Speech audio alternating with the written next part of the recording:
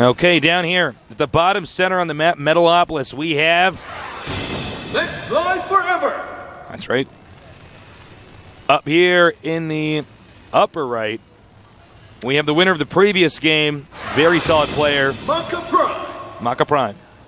Now it is close positions, so this may make any sort of rush strategies a lot stronger, but no one's sending out any SCVs. It looks like no proxy barracks tomfoolery going to go on. Maka going to send his first SCV right over here just to make a depot. Oh, he's going to do it. You know, I'd like to see a much stronger standard build order from LiveForever here. He is a very strong Terran player, and you make one mistake in a TVT and things can turn around no matter how good you are. So I kind of wish he just trusted himself a little bit more. He is a very strong Terran, and he likes Terran versus Terran. Don't do some silly Hellion drop. Just go for one of these more standard openings, maybe Banshees, maybe Viking Tank, and see if Maka makes a mistake and you can take him out. You know, a lot of times these live tournaments are decided by who makes the least mistakes, not who plays better. Yeah, it's much harder to play when you're under this much pressure. Although then again, you never know. Some of these guys actually do better under pressure. I've met people like that as well.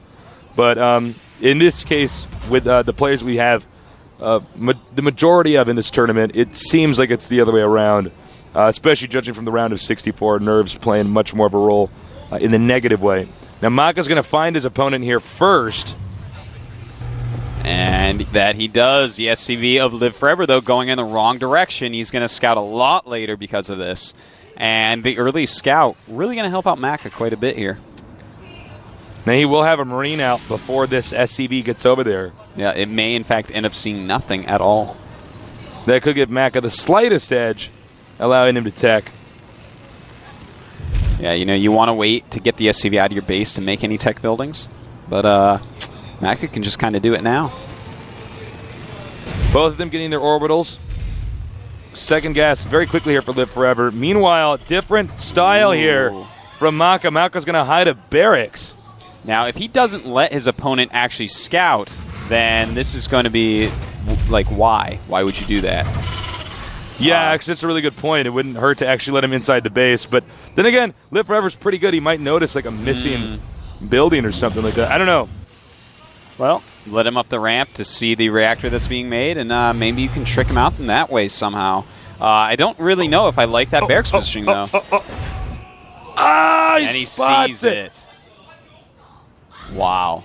Well, I don't understand why Maka would make that outside anyways if he's going to block the scouting. Kind of pointless. Now he knows his two barracks, and he's going to sense, this is something a little bit cheesy going on.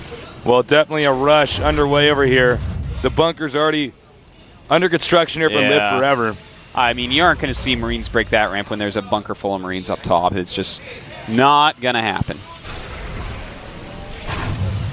So this is unfortunate. Maka's surprise strategy was spotted. I do completely agree with you. It seems so illogical to actually hide a building when they're not going to be able to get into your base to see it. The rally distance isn't even long enough, a big enough difference to make that worthwhile. Two bunkers going up. Yeah, Maka's attack going to do absolutely, completely nothing. In the meantime, Tank Marine being made for LiveForever, and I have to say, this is one of my favorite TVT builds pretty quick off in the beta. It's a very strong opening, or it was back then at least. And I kind of like the fact that he's going to go for this against this two barracks play. It's going to be quite safe against anything Maka can do with these two barracks. Now, we see a third barracks here from Maka, which is interesting. I didn't expect that. One SCV does escape. He's going to be able to do some scouting here. Yeah, well, that's good that he gets an SCV out at least. Doesn't have to waste so many scans or floating buildings around. But, yeah, I have to say, I like LiveForever's build a lot more this game. Yeah. In these close positions, you might be able to get over there with that siege tanks, and siege mode, the Marines, and do some damage, especially against someone who has made two barracks already and really done zero damage with them. Now, one thing to note is that Maka's done a pretty good job of hiding the fact that he hasn't decided to give up the attack and expand. Ooh, SCV's coming. Oh, my God. He's just going to do an all-in. Against two bunkers on top of the ramp, this is never, ever, ever I don't think this is going to work at all, but Maka's decided that he's basically gotten a little bit too far behind here. He might as well just risk it and go all in. The odds of the blue Stim Protoss winning. finishes, and here he goes, stimming way ahead of time. Can he break through? 2 siege tanks. SCV's coming up to repair the bunkers. Not a chance. Horrible idea by Maka Prime. I can't believe he actually did that. That was unfortunately not pretty. That did not do anything. And the SCV's going back. You know, Maka, why did he do this, Tasteless? Why would he actually think that that's a good idea when he knows there's bunkers up there? It's kind of crazy. Yeah, that was just a really bad decision. I think it almost would have been better to just sit out here and wait. Yeah. I don't know. I don't know. And here we go. He's going to counterattack with his own SCV force. Oh, really? Wow. Doesn't matter if you nerf SCVL. They're still used like this. And Maka looks like he wants to flank here. Or not. Bringing his SCVs down as well. Targeting the siege tanks? Don't think so. So many Marines here for LiveForever. And he is just going to crush through.